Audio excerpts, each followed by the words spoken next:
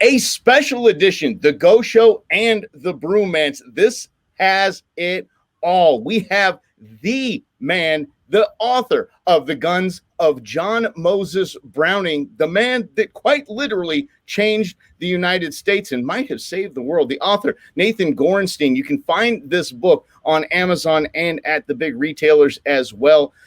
Mr. Gorenstein, thank you for being here. We do appreciate this. I'm going to kick this off because this is so fascinating to me. I'm a big Browning fan, a huge Browning fan. So you write books. This is, I believe, your second book that has to do with the firearm history in America. What drew you to this topic? It's surprising coming from a guy from Massachusetts and now in Philadelphia. How in the world did you get into this genre? Well, I'm curious about everything, but I was researching firearms for another book, which I actually never proceeded with. And I sort of went down an internet rabbit hole looking into Browning. And, I sort of knew who he was, but as I looked around, I realized how much he had done. So I went looking for a biography of him, and there really wasn't one. And there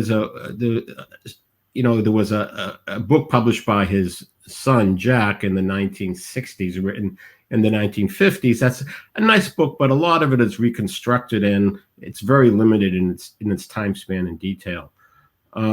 So I figured as I got into it, I realized Browning, and this is not much of an exaggeration, is the guy whose firearms started World War I and won World War II. Plus, he had a huge amount of other impact in American culture, particularly in European culture also, irrespective of World War II. And I thought, man, there's a book there about how did this guy do it? I mean, that was the thing that I really found amazing. How does one guy invent so many different mechanisms? So I began with a book about mechanisms, and everyone said, no one wants to read that. Don't write that. So that, and so and someone else suggested a social history, which is what I ended up writing, which they were right. All those critics aren't always right, but this time they were.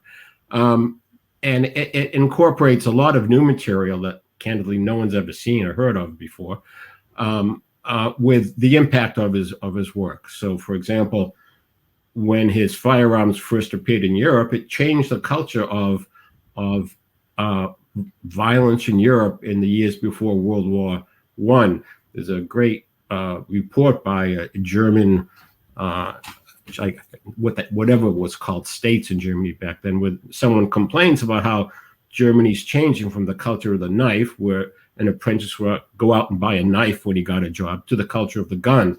And the gun everyone wanted was Browning's pistols, because it was this amazing little machine. I compare it to an iPhone of its era, because, we take them for granted, but back then, no one ever saw anything like it.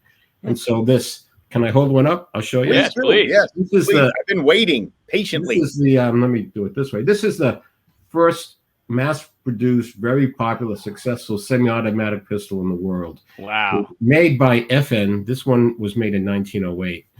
It was made, and actually they were made until the 60s in places like Pakistan and North Korea. But no one had ever seen anything like this. It was like a little, let me try and get this in the thing. It was like a little machine in your hand. You'd go back, slide would go back, you'd pull the trigger, there'd be flash lights, brass spitting out, and it became really dangerous because people didn't realize that this could kill you, this could hurt people. So it was a big cultural change in Europe too.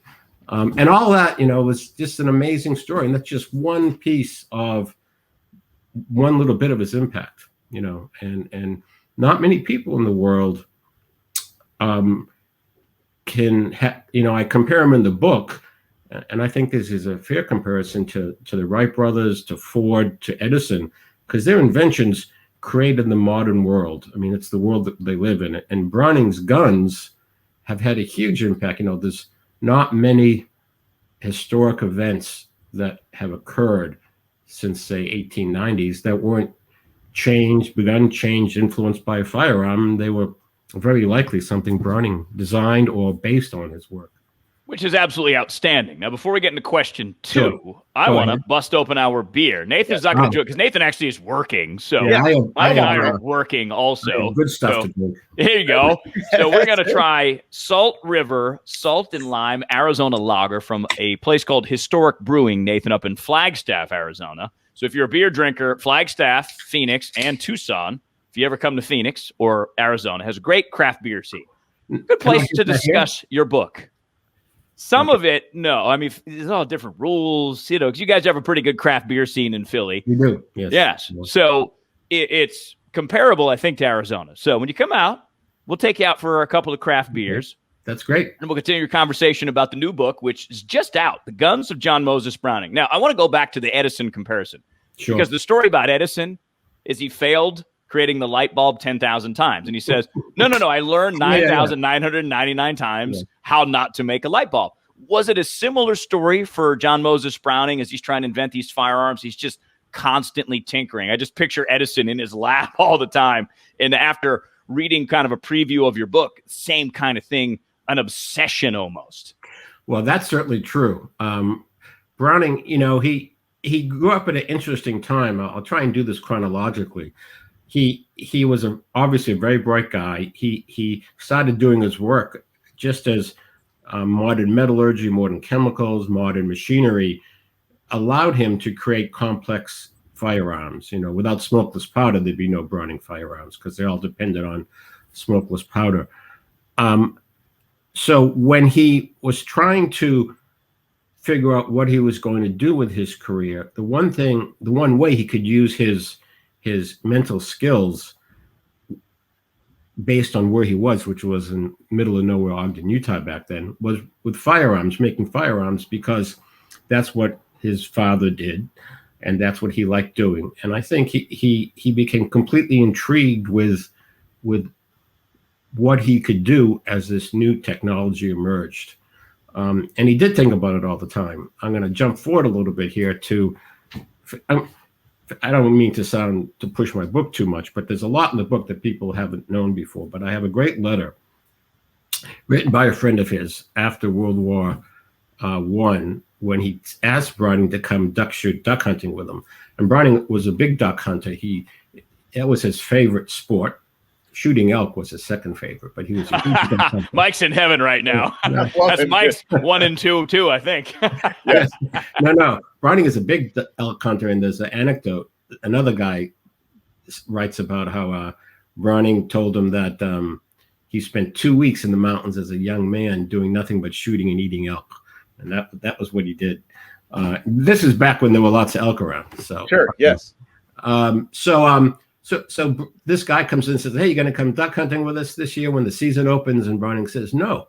And the guy says, "Well, how come?" Because he says, "I'm getting older and I'm obsessed with getting my work done, with finishing my creative thoughts." And he says, "I wouldn't wish being an inventor on anyone because it becomes totally obsessive and it becomes all consuming." So this is Browning at the end of his life. And part of the reason was that he always felt that he wasted the first 8-10 years of his adult life, from say 17, 18 till he invented his first firearm in his late 20s, because he really didn't know what he wanted to do. He was this guy in the middle of nowhere. He wasn't sure of the skill that he had. I mean, what was he going to compare it to? He's in Ogden. No disrespect to Ogden. In 1885 or whatever. Yeah. And his father was a goad and said, sort of said, "Stop talking about what you can do and go do it." And Browning invented a gun, but he realized he could have started earlier. So that was one of the things that I think drove him, particularly in the latter third of his life, to go ahead. Okay.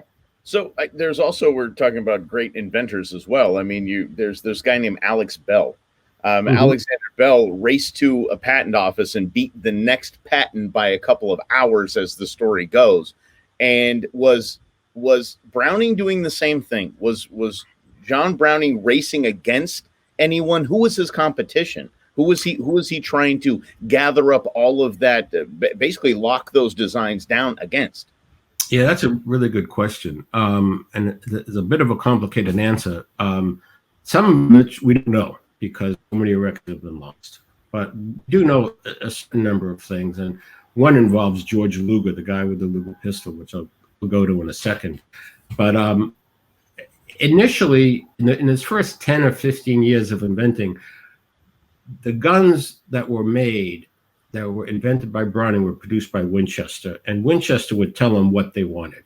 So first he made the famous single shot rifle. Then he made the famous 1886 lever action rifle. And Winchester wanted a shotgun, and they asked him for a lever action shotgun, which he didn't want to build. If you've ever seen one, it's completely unwieldy. And he had already designed pump action shotguns. I think this is, in the first, by 1890, he designed 3 or 4. But what Winchester decided they wanted, they didn't want to build his pump action guns. They were a conservative company, but they did, because of competition, have him build a pump action 22, which became a gallery gun. It's sold millions all over the world. So he didn't feel as though he was in competition with other people. Selling firearms to Winchester was how he earned his living. He didn't get royalties. He'd bring him a gun, they'd give him X thousands of dollars, he'd go home, design another one, bring it to them. And so it wasn't until I'm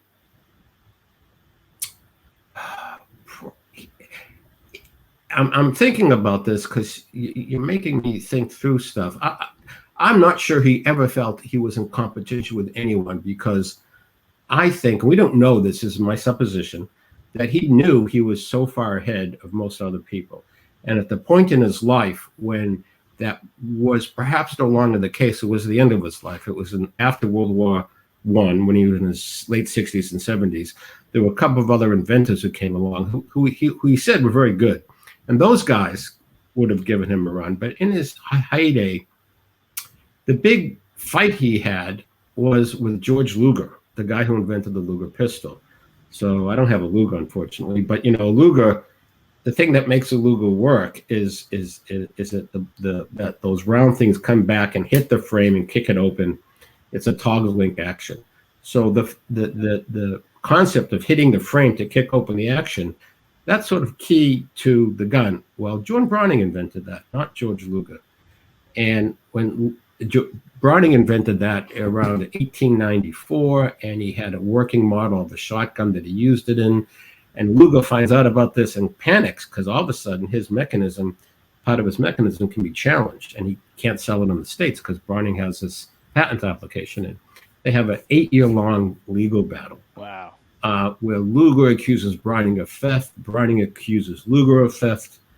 The end result is that shotgun never gets built, because one of the reasons we have the A5 auto loading shotgun is because of this delay. The Luger patent delayed the other thing, and Browning came up with something better.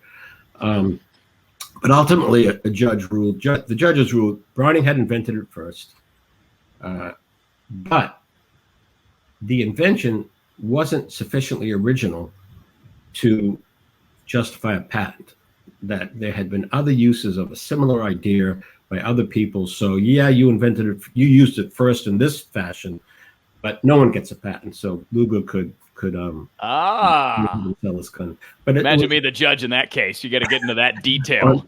Oh man, that anyone who wants to go to the New York archives, the detail that they went into. This was a big deal for Colt. It was Colt and Browning because they wanted to keep Lugers out of America. This was, their bailiwick. And the letters that I have between Browning and his attorneys, the attorney says that Luger offers a compromise at one point, and the lawyer says, well, you probably don't want to take this because you want to keep him out of the country. You don't want Luger sold in America. Browning was a nice guy, but he was a tough businessman. His father had not been successful, and from all indications are that lack of financial success and the financial insecurity drove John Browning and his brother Matthew, who was very important, drove their economic success. That there were letters of Browning to his son Val written after World War I, when Val is representing the brothers in Europe, where John exhorts him to always pay attention to business opportunities, don't waste your time, make sure you're always moving forward. And it's an indication of what that guy was like. Yeah. Super interesting. Nathan Gorenstein's with us. He has written the brand new book, The Guns of John Moses Browning. It's really the first in-depth look at the man who invented the modern firearm in John Moses Browning, and a man who, because he sold his guns to Winchester and Colt, doesn't get enough credit. So Nathan, take us into the writing process, really the research process. So you kind of alluded to how this idea sparked. You were looking at firearms and you kind of ended up upon John Moses Browning. But where did you go from there? How did you find all of this information, these letters you talked about? How did you dig into his life? There were I guess, 3 or 4 main categories. One, I approached his surviving relatives in Ogden. I had already done a lot of research. I shot firearms myself, so I was familiar with them and how they worked. And I was at the Browning Museum in Ogden, which I recommend everyone go to. It's a great place. And there was a guy named Bob Geyer. So Bob, if you're listening, thank you. I thank him in the book too. We had this long conversation about firearms, and at the very end he says, well, let me give you information to Leon. I said, well, who's Leon? Well, it's the husband of one of Browning's grandchildren. And at that point, I didn't even know any of the grandchildren were still living. One thing led to another, and Judy Browning Jones and her older brother, who's unfortunately now gone, Bruce W. Browning, I got access to about 40 boxes of paperwork in the basement of Browning's house. Wow. They had been sitting there for decades. They've since donated. It's now, well, I got them right after they had been donated to Weber State University. But the event, what I was able to do was to go through all these papers before they were processed by the university library, which was just candidly unheard of. And it really was extraordinarily helpful. That was probably the biggest, because in it are these letters mostly from the 1920s. There are contracts. There are gives you some idea of how the business worked. The other source, well, 2 other main sources. One was the Luger patent case. The result of the Luger patent case were 2 very lengthy depositions in 1901 and 1907 by John, his brother Matt, and a third half-brother, Ed, who's really important because Ed actually made most of the prototypes, that no one ever knew existed. It's never been written about before. And these are the only documents, the only existing record of Browning and his brothers talking about what they did in their own words. You know, Browning never gave an interview, a formal interview. He'd answer questions on occasion, but that was it. Never would talk about firearms at all. But in these depositions, Browning and his brothers talk about how they made their guns, how they invented their guns, what the process was. And that was really extraordinary because there were a lot of things. I remember sitting with Bruce. He couldn't walk all that well, but it was very sharp. And he said, I wish I could answer these questions, but it was never written down. Everyone's gone. And then I came across these depositions, which answered a lot of the questions that we never knew before. And the other 2 other major sources was FN in Belgium. A lot of the records were destroyed in 2 world wars because the FN factory was occupied twice in World War I and again in World War II. And it got V-bombed, the Germans in World War II, actually. But very nice folks over there went through their existing records, and they got some great memos from FN and Colt, an exchange they had about Browning, just about what he was like and dealing with him and his sons, and it sort of fleshed out the business side in a way that it wouldn't have been otherwise. And the last and really important, and I gave these guys great credit in my book, there's a lot of very detailed mechanical descriptions of Browning's guns, books, thick. I'll give you another show and tell. I mean, they're books like, where's the camera here? They're books like this thick, Wow. That written by great authors that, and they include a lot of Army ordnance reports about Browning's military weapons, and it saved me huge amounts of work because I didn't have to go dig out of the National Archives the reports on this gun or that gun. So it was all those things combined with the main sources of the book. Now, and I should say Bruce and Judy's interviews. Judy tells a great story about Browning would go visit her mother married to his son, and he'd come home and he'd come over visit and he'd spend the nights going like this, thinking things in his head, seeing mechanisms work in his head.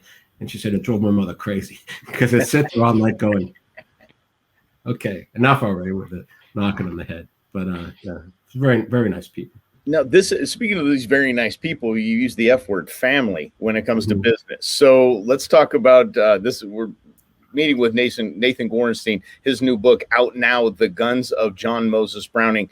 Let's talk about the Browning family, as it went from John and down. Now, Browning is a very large company in our outdoor world, and in one of my favorites. So how did that work out family wise? Was this did everybody play nice in the sandbox together? They got dad's vision, they got brother's vision, however it was. What stories did you get on that?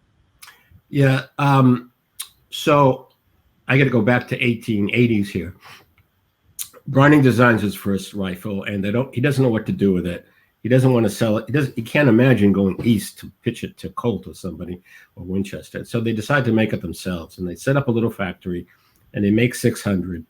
And he does it with his brothers. His brother Matt, they had the same mother. His father was married to 3 wives. He was Mormon, plural marriage, and the 3 or 4 brothers from his father's 3rd wife.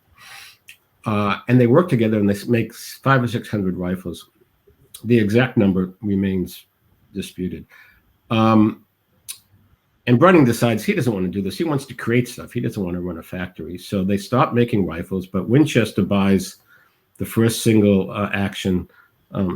shot hunting rifle and pays enough money for Browning to go into the invention business. And he does it with Matt running the business side and Ed doing the machining. After about somewhere in the late 1880s, early 1890s, all the metalwork, or most of the metalwork on Browning prototypes was done by Ed, his half brother. So if you go to the Cody Museum and you see all these amazing prototypes, never manufactured but purchased by Winchester, they're mostly done by Ed. What would happen is that, they got along well. Ed was a modest guy, a great help from one of his relatives in Texas, a guy named Quentin Smith. Quentin, if you're listening, thanks. He's a very modest guy, but very good machinist, and had some patents of his own. And so Browning would stand over his shoulders and tell him how to do it. A little bit more here, a little bit off there, and make this thing that, make that like that. And that's how they made prototypes. So when Browning, I'm going to pull up when Browning made this pistol, I'll get to the other two in a moment. It was the original prototype was made by Browning and his brother Ed in Utah in their workshop, a pretty basic workshop. And so that's how it progressed over the course of his career. Ed would make stuff. Matt would come in and help out and offer advice, but he mostly ran the business side of the family. So Browning never made guns. Matt never made guns. Ed never made guns. But when the brothers had passed, their children decided to set up the Browning Firearms Company that we know today. Okay. But they mostly imported firearms from Belgium and later Japan. And they didn't get along as well as they might have. I hate to say this. The Belgians in particular found Val very hard to deal with. After John, who was a real gentleman, and Matt, who was tough but tempered by John, when they were gone, they had I guess they were a little unhappy with Val. But Val cooled out. But the relationship he had with Mariner Browning, who was Matt's oldest son, didn't last over. They fell out over how to proceed with the company. And so Val ran Browning, and it was sold in the 1970s to FN in Belgium. And FN also ended up buying Winchester. So Winchester and Browning, 2 different product lines, are both owned by FN. And the firearms are made mostly overseas. FN has a factory in, I think, South Carolina. Not sure what they make there, though. I know you can still get Browning's original rifles from Winchester. They're made by Morocco in Japan. I have one of the replicas. It's a very nicely done rifle. So let's talk about John Browning's handguns, his shotguns. The Browning automatic rifle was one of the first ones. Obviously, if you know John Browning and you know the attachment to one of Mike's favorite firearms, the Colt M1911. Am I saying that correctly? 1911 is the sexiest handgun ever made. Okay, so let me go with that for a second. So okay. I'm going to do show and tell here again. Yes. So this was the first one that FN makes, and they sell 600,000 of them. And then in 1905, they sell, I'm sorry, 750,000. Wow. The wow went to wow factor 2. Just that model. And then in 1905, Browning comes up with this. And I'll show you. Here's my hand. Whoa, I got to get this right. Here's my hand. And when you hold it in with like 2 fingers. And it's an amazing, and they sold, again, this is all between 1900 and 1914. He sold about 600,000 of these small ones. So, and it's a real jewel. It has a grip safety. It has a thumb safety. It has a fancy little trigger. Yeah, can you hear this? That's the gun, and it's you hold it in your hand, and it's like holding a piece of mechanical jewelry, and you can see why people snap them up, because again, we're used to this stuff. They had never seen these things before, so it was a real whoa. What's that? I want to get one of those, and people would put it in their pockets, and Americans weren't as interested. They liked their revolvers, and these pistols. Or Browning's, the Colt 1903, which was a sort of a version of another Browning design, and this pocket pistol, they didn't sell nearly as well in the States as they did overseas until, of course, World War I comes and we have a 1911. Oh, I'm going to learn about cameras someday. It's tricky because there's 3 of us on the screen, so it throws everything off. Yeah. And so this is a 1911, which your readers are probably familiar with, and it had a very long gestation. The first version of this, what became this, was around 1900, and it was pretty different. The internal mechanism was different, but Browning invented the slide action. So this slide action that you see here remains the same. The tilting barrel design remains the same, though how the tilting barrels work has changed, and it changed as in the course of that decade. But that became, the American military sidearm and remains in use today, and everyone copied it. One of the fascinating things I learned is that Browning had so many patents that once the patents expired, gun manufacturers would comb them to take out his ideas. So the Ithaca 37, I think, is a shotgun still made today, very popular with law enforcement because it ejects out the bottom and loads out the bottom. And so it doesn't matter whether you're left or right-handed, and you can, it's a very popular gun.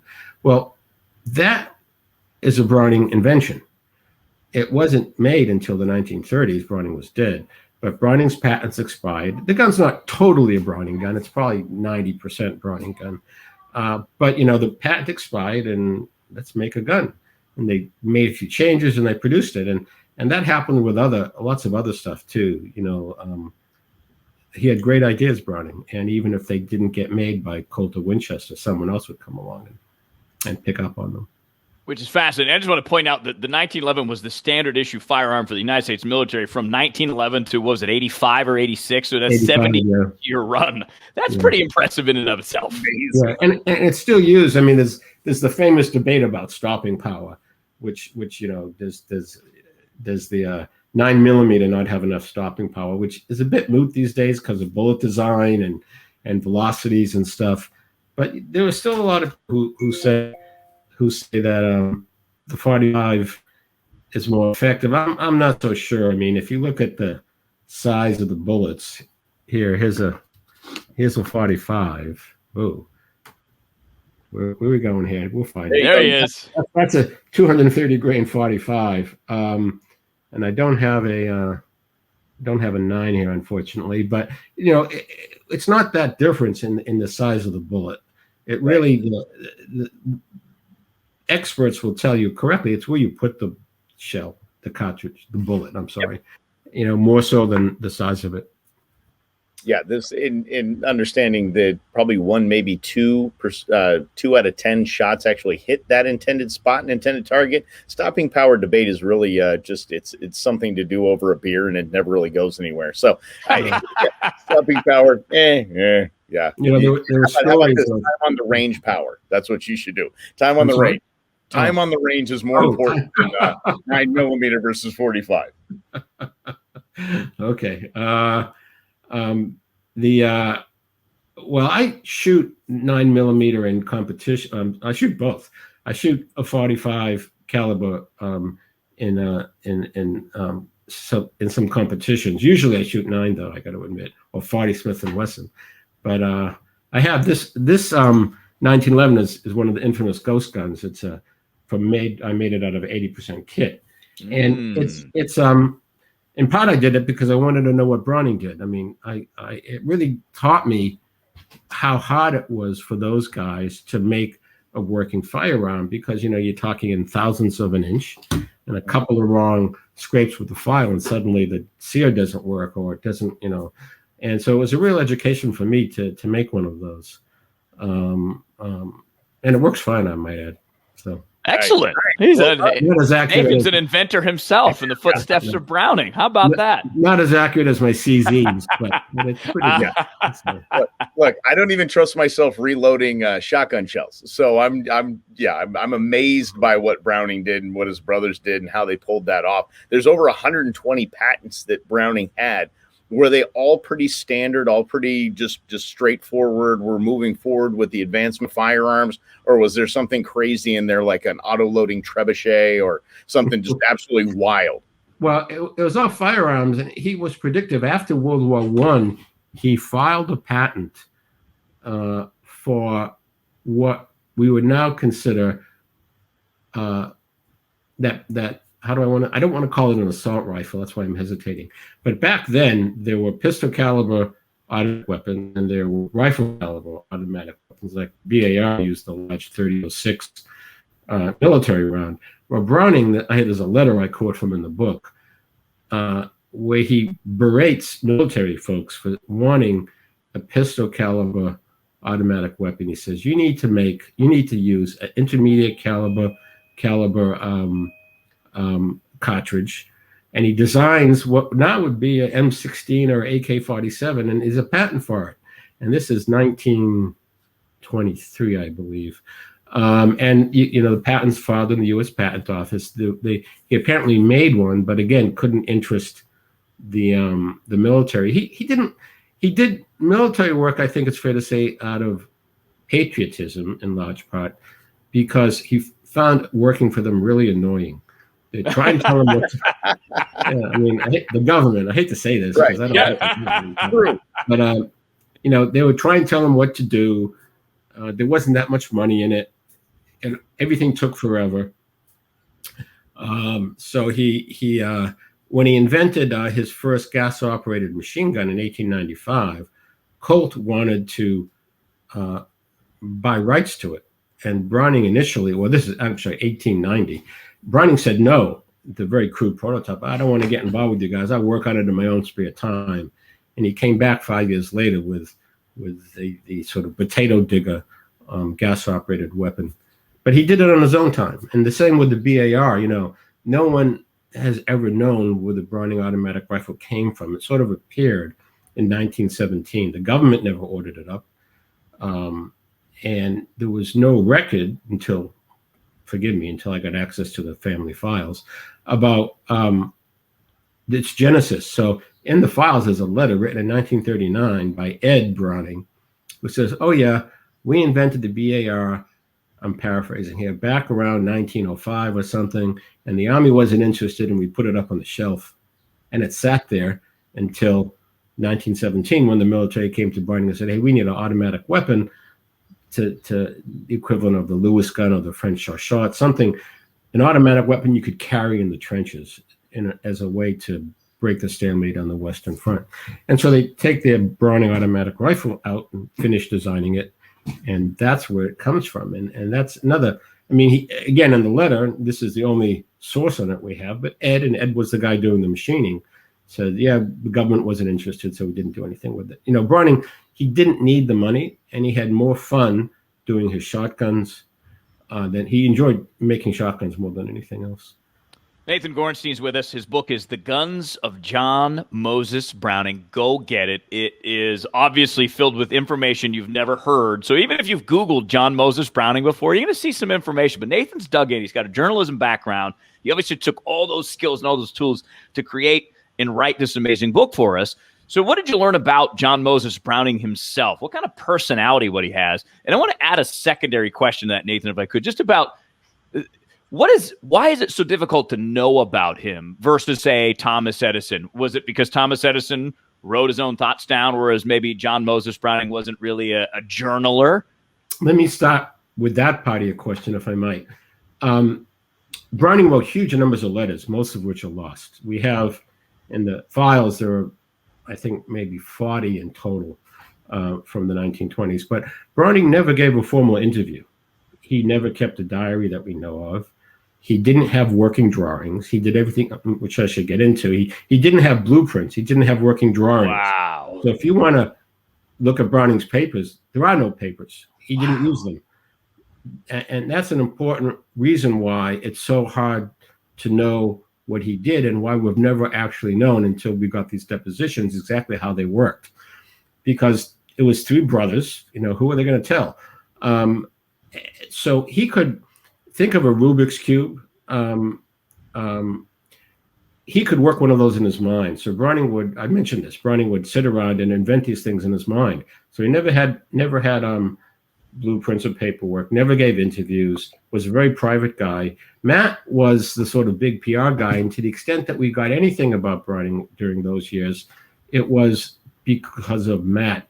When he became famous in 1917, 1918, he was 63 already, and it was because the Army was adopting his weapons for World War I, and suddenly there were magazine stories about the great inventor, who is John Moses Browning, you know, and Browning rarely ever appears in these stories. Every once in a while, there's a one sentence from him, but you can tell, I've read all these things, it's sort of the same stuff, and I'm sure it came from Matt, because Matt was the businessman. He was going to, you know, and that's why we know so little about him. He wasn't, he didn't seek publicity. Edison was great, with all due respect to Edison, he was a great publicity hound. Which is why his invention went over Tesla's in many ways, at least the way I understand it. Well, yeah. Mm-hmm. And Ford, ditto, was a great, well, not in the same fashion as Edison, but also, and then, you know, the Wright brothers, their work was done on an international stage. I'll give you a little bit of a side here. More history people will learn from my book that you don't know anywhere else, is that there was a guy by the name of Hart O. Berg from Philadelphia, who played a major role in Browning's life and in the Wright brothers' life. Same guy, decades apart. What happened was that Berg was educated in Philadelphia, born in Philadelphia. His parents were from Germany, and he went back to Europe when he was a young man and was educated in the Belgian area with a lot of gun makers. And he came back to the States and went to work for Colt. I'm giving away my whole book here. Yeah, Even has to promise to buy it, please. But you'll get the pros. And yeah, you get the pros. Thank you. And so he comes back to America and goes to work for Colt in the mid-1890s, and he meets Browning, and the two men become friends. And my theory is they became friends because they were both outsiders in Connecticut. Connecticut was an old Yankee place. Browning was a Mormon. Berg was Jewish. They hung out with each other. Berg was one of the few people Browning invited home to Utah over the course of his career. So they become friends, and Berg goes back to Europe, and Browning's making his guns, and Browning invents this thing, and Colt doesn't want to make it. They want to make a locked, this is a blowback pistol. They want to make a locked breech pistol, which is a heavier duty firearm for the military. And Browning likes the small one best, and so Berg says, hey, come over to Europe. We'll make it. And so Browning takes a trip to Europe in 1897. Wow. And he takes his gun. He fires 500 rounds in a row and FN builds it. There's more to the story, which I'm not going to tell you guys. Yeah. People, in the book. It's in the book. It's in the book. But later, Berg becomes a sort of arms maker, and he works for an American venture capitalist who's bankrolling the Wright Brothers. And this, I think the name is Flynn, the American. Anyway, Berg's and Flynn's a guy in Europe, and Flynn says, I want you to take the Wright brothers around to all the European capitals. And when they invented the airplane, because the American military didn't want to buy it, and the French did, and the Germans did. So Berg is the guy. He runs interference, so to speak, for the Wright brothers in Europe. And the first American woman ever to fly in an airplane is Berg's wife. And she's up in the airplane and this is in Dave McCullough's great book about the Wright brothers. She's up in the airplane, and she has this long skirt blowing up, so they tie a rope around the bottom of her skirt, and it becomes such a sensation. It becomes a fashion, and people start buying skirts with these ropes at the bottom. This is true. And so Berg's a really interesting guy, just in as he's sort of one of these guys shows up everywhere. Yeah. I want to go back to the family though, real quick, if I could. Oh, go ahead. I'm sorry. Yeah. No, the tinker. There's the tinker. That's Ed. Ed was the one that was machining. Ed was the one who did much of the machining. Yeah. Okay, so that says a lot about the two of them. I think these are the heroes of a story. The Matt, obviously, the marketing guy, got the name out there, got the sales going, kept the thing rolling. We know that John Browning did not write anything down. He had to have been an amazing communicator to whisper this into Ed's ear, and the patience of an Ed Browning is almost saint-like. If you're playing this out in your mind in their shop, that's even hard for me to get my head around. How amazing that those two pieces to the puzzle are. You're right, and there's an amazing quote in the book from a guy who wrote, a military officer who saw them work together, and says it was like one mind. He said. Ed would almost know what John was thinking before John said it. And yeah, Ed was a very laid back guy. He wasn't pushy. He wasn't ambitious in a classical sense. And, he says in these depositions, he would never work on a Browning design. Browning wasn't there. Browning would have multiple things working at a time. And he spent 6 months out of the year in Europe or Connecticut. So he wasn't there a lot, and Ed's there hanging around. He'd do regular repairs when his brother wasn't there, but yes, there was an amazing connection between the two men, where these three brothers, the three men, for 30 years worked together with really no tension that I can find anywhere. At the very end, there's when the sons get involved. Unfortunately, things become a little less whatever, but during that time, John was the oldest brother of the second two families. The brothers knew what a genius he was, and he was the de facto head of the family, I believe, even though Matt faced the outside world more and did more of the business stuff. I think John had a lot of influence. So yeah, you can see these two guys standing together all day long that sit there making parts, taking them off, putting them away. And there's some great quotes from Ed in the book about how they did that, about what it was like. And also Matt talks about it too, seeing them work. Nathan, I love that you describe creative thoughts of Browning to tie into that and what you were just talking about, because I don't think we think of the expression of a firearm in that sense, the fact that it is creative, because he had to work through that process, John Browning, in order to create things. I took some notes here, the telescoping bolts that I don't even know what it does, but I just know that now I have a firearm based on that technology. That's the cool part about that. That's what I think is amazing about being a human being. The fact that someone like John Browning becomes so obsessed with improving something and is able to do it. Yeah, the fact that you could, the hardest thing about anything is not the execution, not to take anything away from Ed, but coming up with the idea. The ideas are hard. A lot of people can do a painting, a lot of people can fix a car, a lot of people can write a book, but coming up with, that's why fiction is so much harder than what I do, because they have to come up with the ideas. But it's the ideas that are the amazing thing, and that Browning never lacked for a new idea. He invented the autoloading shotgun in 1902. At the same time, he was working on pistols.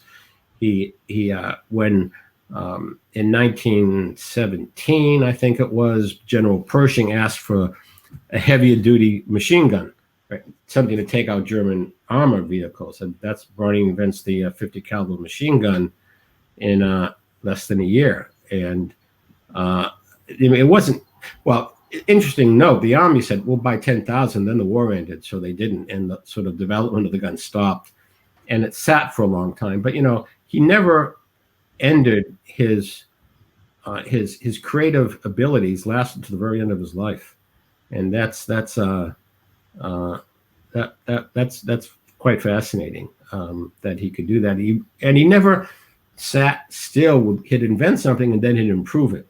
If you look at the progression of his handguns, each one keeps getting better, even up to the high power pistol, which was finished by Browning. Had passed away. It was finished by a French engineer, but the basic internal mechanism was Browning's. He couldn't use the 1911 mechanism because it was patented in Colt. Colt had the rights to that, so he came up with a different one for the to lock the pistol with, or to tilt the barrel with. It's quite striking. Most inventors run out of ideas relatively early in their life, I think. You read about Nobel Prize winners, they get prizes for work they did when they were 18. I exaggerate slightly.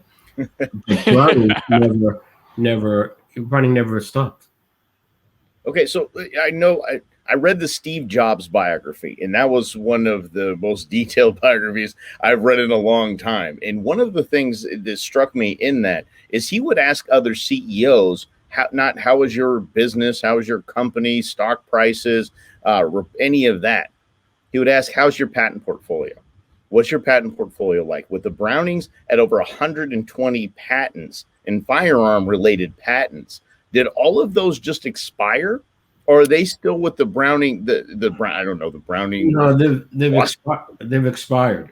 It was, if you go in the contracts, it got very complicated, and I'll say that I don't understand it all. The contracts that exist aren't complete.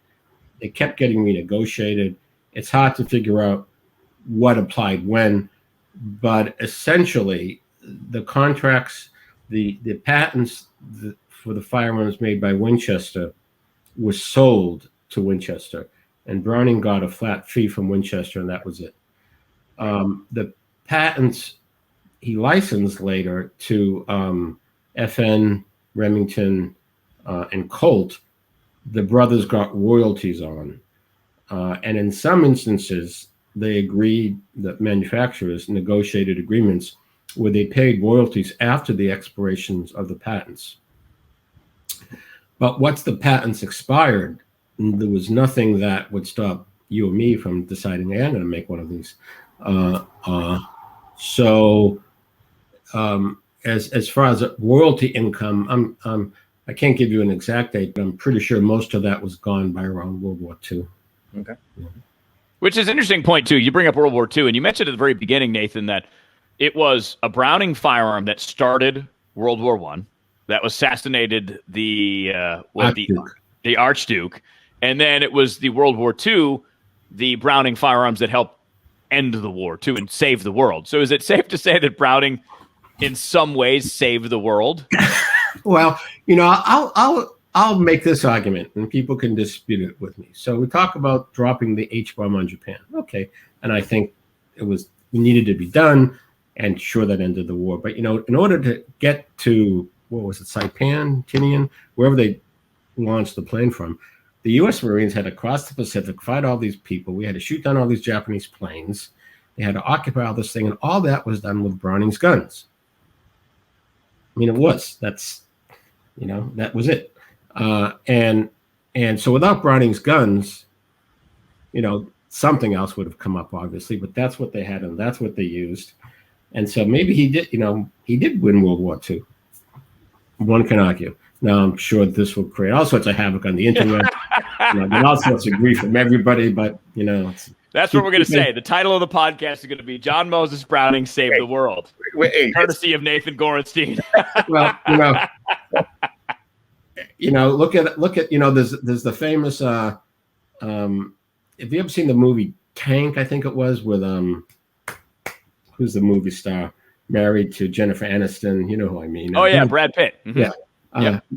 Yeah. He gets up in the tank and he has his 50 caliber machine gun. He's mowing down the Germans. Well,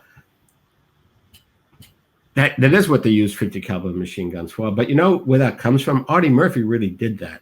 I don't know if you hear.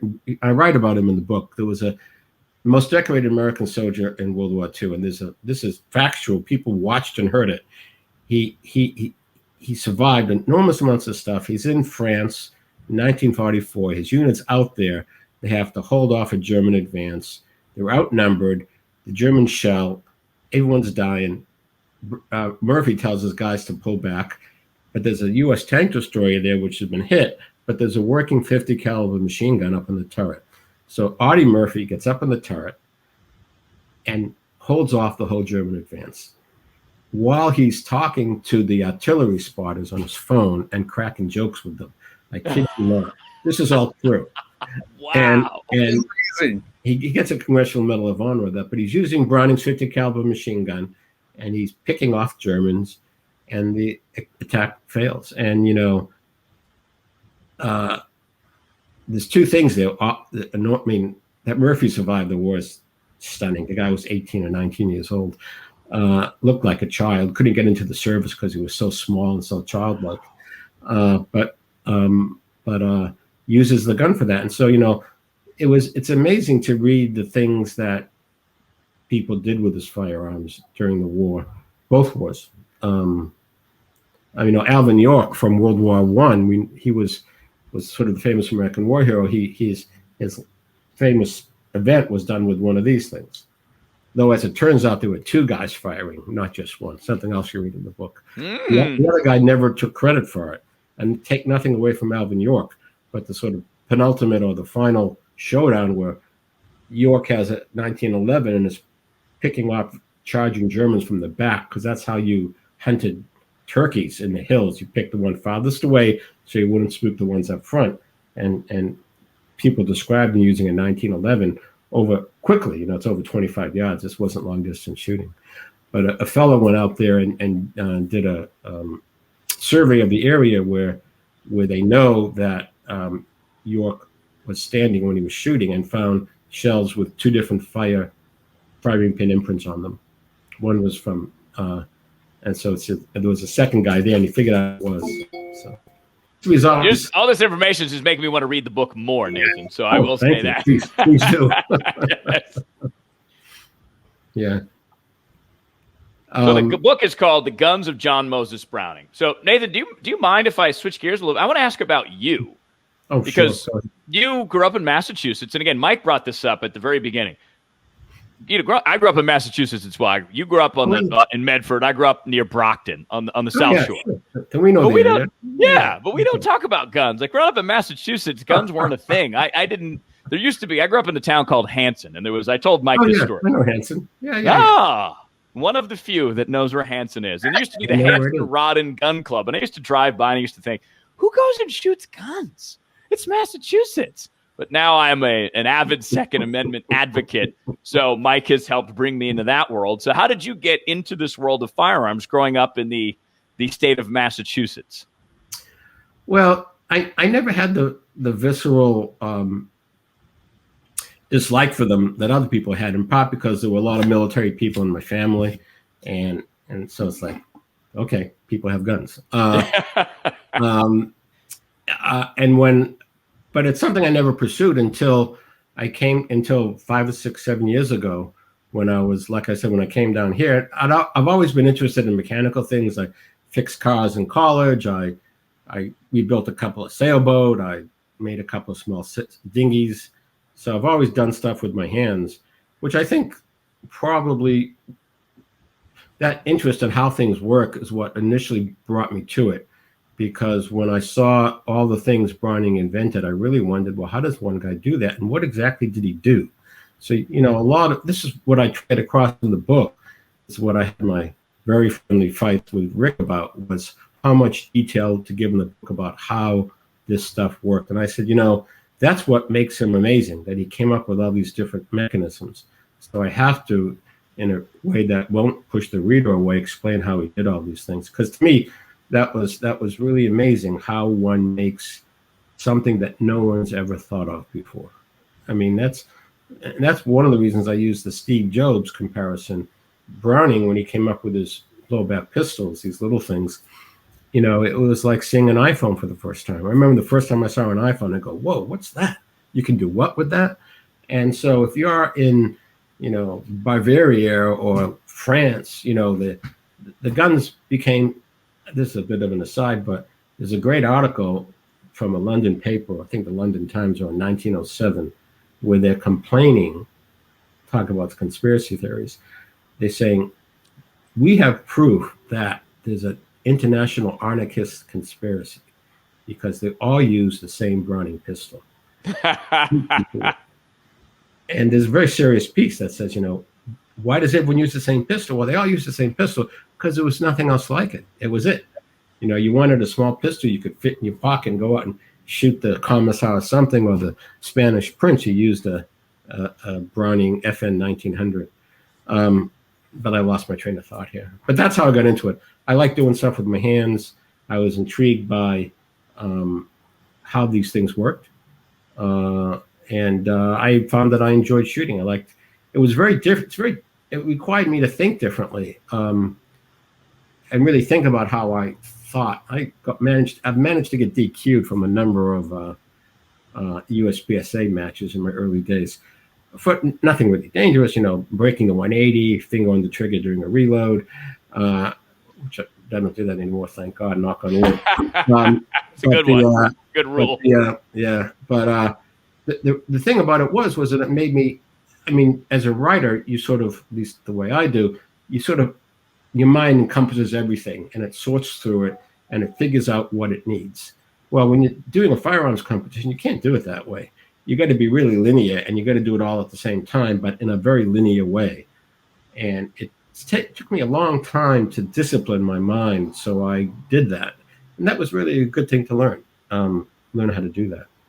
Now, this book, The Guns of John Moses Browning, obviously there was a lot of time invested into writing this book and just the amount of research, the interviews and the like. That was probably just encompassed you. It was your whole life. You threw everything into that. What are you writing next? What do you win? What do you do now? This thing is old. We can read it right now. What are you doing? What's next? I'm not sure. I hate to say that. I've thought about going back. You guys can tell me whether there's any interest in this. My agent says no one will buy it, but the book that got me on this goes back years now. It was I wanted to do a sort of a political social history of the Wyoming Range Wars. You know, the Johnson County Wars, you know, it's Heaven's Gate, the movie was sort of based on that. And there's been a lot of books written about it, relatively speaking, but I thought it was real fascinating, the politics of it and the social history. And I thought doing one with new research in a more accessible way would be useful. And I may go back to that. I need to actually, before I make a decision, go do research I've never done to see whether there's enough material there for the more adventurous thing I want to do. Other than that, I'm open. You guys want to suggest something? You go ahead. Oh boy, War. You can say, you know, the Pleasant Valley War. What just reminded me of that is what held Arizona up from becoming a state. Oh yeah, right.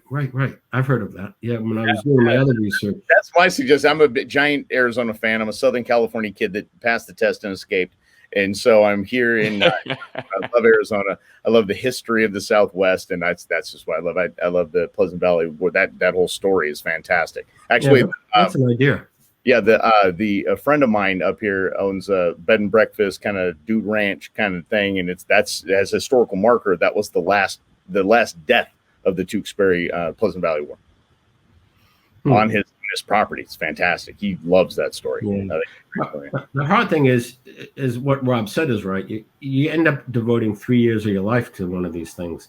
Yeah, that's a lot of time, and you have to be sure that you want to.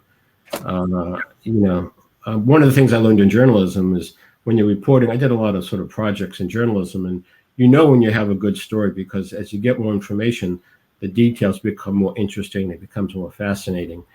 And that was the case with the Browning book. Every time as my research progressed, the material became more fascinating. And so ideally, as you start researching the next book, I would find something where I don't, my curiosity isn't satiated early, but there's other things that keep taking me on. And it's hard to find something like that. But, you know, your readers can give me suggestions. Go to my website, type in on the email thing, and send me suggestions. I love it. That's perfect. I want to ask you one final question from me, Nathan, about your journalism career, because I know you covered in part politics and, like you just mentioned, special projects. If you were, I'm super cynical about politics, and as you were talking about John Moses Browning, I was thinking about what type of man creates these things versus most politicians. So if I could ask you, as a man who's been around politicians, a man who's interviewed politicians, what is the basic difference between a typical politician, you don't have to call anybody's names, and maybe you have an opposite view of it than me, but I view them sort of as opportunists who try to craft language to say what people want to hear. Whereas John Moses Browning seems to be the exact opposite of it. Quiet guy, went about his business, didn't market himself. You know, today he would have, if he didn't want, he'd probably have 1,000 social media followers, whereas Edison would have 47 million, that kind of thing. Sure. So that's a good question. You know, so Browning had an advantage that he was doing stuff that no one else was doing. And his stuff was so good that when it showed up on someone's doorstep, they'd say, whoa, look at that. So he didn't have to market himself. But, you know, politicians, I found there were a couple of different kind of politicians in my experience. They're all marketing themselves. They're all trying to get your vote. But there's, I found there were two classes mostly: people who were in for themselves, essentially, and people who generally wanted to do something for other people. And after a while, you could pretty much tell who you were dealing with. Not that both classes wouldn't try and do something, but, you know, to the extent that there's journalistic bias in the world, I think the biased journalists have, and yes, the press is liberal, no question about that. But even within that, and even with conservative reporters, I think the bias people have is towards the second kind of politician, the kind you really think wants to do something for someone else. Because you guys know, you can tell when someone is like a little too self-interested. You know, when someone's a little, I don't know about this guy. And I think a lot of journalism reporting tends to reflect that. So yeah, my opinions of them are mixed. Some are, you know, I'll tell you a story about Joe Biden. I covered his first race. And no matter what you think of Joe Biden, how much time do we have to keep it short? So, you know, he got whacked for plagiarism. But what the press didn't report, and I did because I was there, was that it really wasn't plagiarism. The famous original, and Richard Ben Kramer did a great book 5 or 10 years later where he writes about this. You know, the tape that the Dukakis campaign we stole from this English politician. Well, Biden had been doing it for weeks and weeks and weeks, and always saying it was this guy Kinnock. And what he did in this one video event that was videotaped, unfortunately from his point, he didn't. He would say he was Russian. And so Dukakis' guy got it, gave it to Maureen Dowd. Hi, Maureen, if you're listening. And she wrote this front-page piece, which was Maureen fundamentally dishonest because she didn't write what I just said to like deepen the story.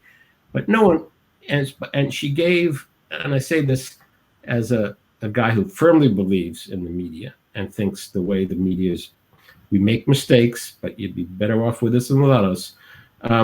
But the media did jump on this easy story. It became, you couldn't disagree with it because that's what everyone believed to be true. And so that became the story, even though the details got lost in the headlines and the coverage. And the same with his paper up at Syracuse. You know, it's footnoted. The page stuff's footnoted. So he was sloppy, and that was always his downfall. He shot his mouth off too much. That he certainly was guilty of. But he wasn't quite guilty of the things that people got him for. And I don't know. So that's Yeah, the press does. There is this, it's like every other industry in the world. Everyone wants to get invited to the next party. Everyone doesn't want to lose their friends. Works with right-wing politicians, left-wing politicians, media, and that creates the tribes we have. You're my tribe. I don't want to miss the party in the Hamptons or the party in Hunt Country, Virginia. So I'm not going to say anything. That's why, I'll be political here for a second. You know why all these Republicans who said one thing 2 months ago are now saying something else now. I give Liz Cheney great credit for her courage. And that's as political as I'll get. I love it. You've covered it enough to know where to stop at the line. Oh, wait, you just taught us a little something. Yeah, exactly. I didn't know that about Joe Biden. Yeah. I always, because I didn't, because that was what, 88? So I was 10 years old in 88. I didn't start covering politics till 2000. So yeah, you were 5, but still covering politics. Super impressive. You're way ahead of your child prodigy, Nathan. That's right.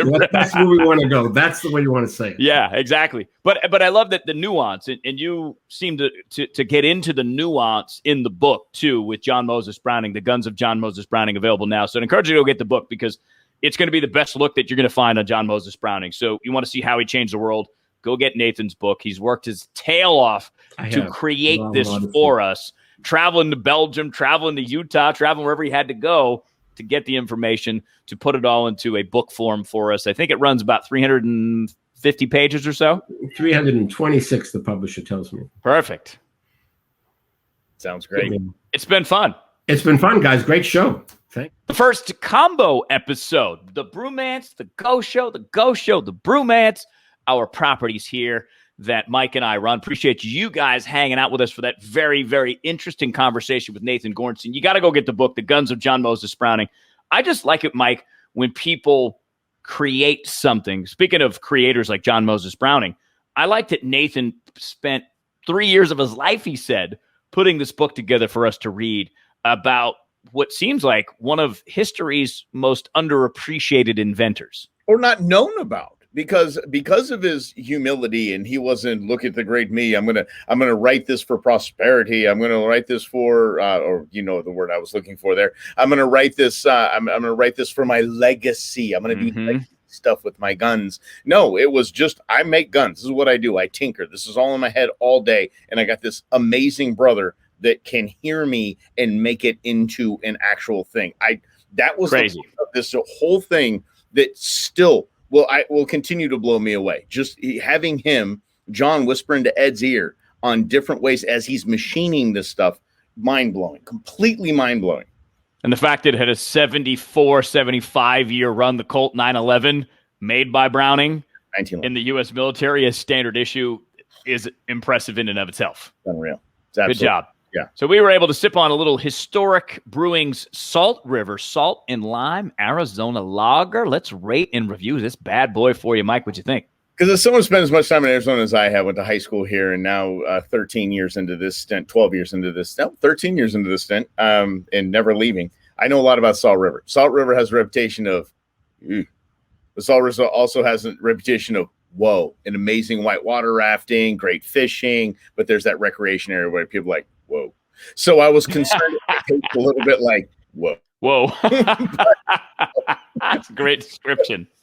But I'm really liking this. The lime is subtle. It's subtle enough that it doesn't blow me away and make me just because I don't like the fruit in the beer. I don't like people putting limes in beer. I can't handle that. But the salt, great. The lime, balance, perfect. This is kind of a river beer. I mean, it lives up to its billing. And this, I'm just going to blow you away. I'm going to say this is going to really shock you. But you look at this beer can right here. You look at this. That's exactly what it tastes like. What your mind tells you it's going to taste like, it tastes like. Historic, you get a 9 for a fruit beer from me, Mike Russell. That's unheard of. I also gave it a 9. I'll show you the proof. I wrote it right there. Beer 9. Yep. Wow. Smooth, easy drinker. It's actually one of the best lagers I've had. So this is another great entry. So if you have someone who doesn't like craft beer, they're like, I drink Bud, I drink lagers. Get them this beer and have them try it. From Historic Brewing in Flagstaff, the Salt River Salt and Lime Arizona Lager. I'm thinking that they're going to like it. Yeah, Corona drinkers will like this beer. You see someone with a Corona, just grab it from them and put this in their hand and say, welcome to the craft beer world. You're welcome. Exactly. This is how the craft takes over everything right here. Boom. All right, great job. Wrap it up here. Go get Nathan Gorenstein's book. You're going to love it. The Guns of John Moses Browning. Get it on Amazon. Get it wherever you get your books. Download on your Kindle. It's going to be a fun read, no question about it. Mike and my book on the way. We're excited to dig into that as well. So this is pretty fun. So get outside. Go do some outdoor stuff. If you have a Colt 911 or any other type of Browning firearm, take it to the range. 1911. What did I say? 911. Oh, 1911. 911. I just missed a one. Yeah. Now I want to buy a 1911, though. Yes. Mm-hmm. It's the sexiest made. Period. Yeah. 110 years old. Still functioning amazingly. That's a hot 110 right there. That's a hot 110. No doubt. All right. No doubt. All right, we got to get out of here. For Mike, for Rob, this is the Brewmance. This is the Go Show. Find us wherever you can on your social channels. Just look on Instagram, look on Facebook, look for the Go Show, look for the Brewmance. You want to communicate, cheers@brewmance.beer. One way to get a hold of us. Also Facebook, also Instagram. It's all good. Thanks for hanging out with us. Cheers, everybody.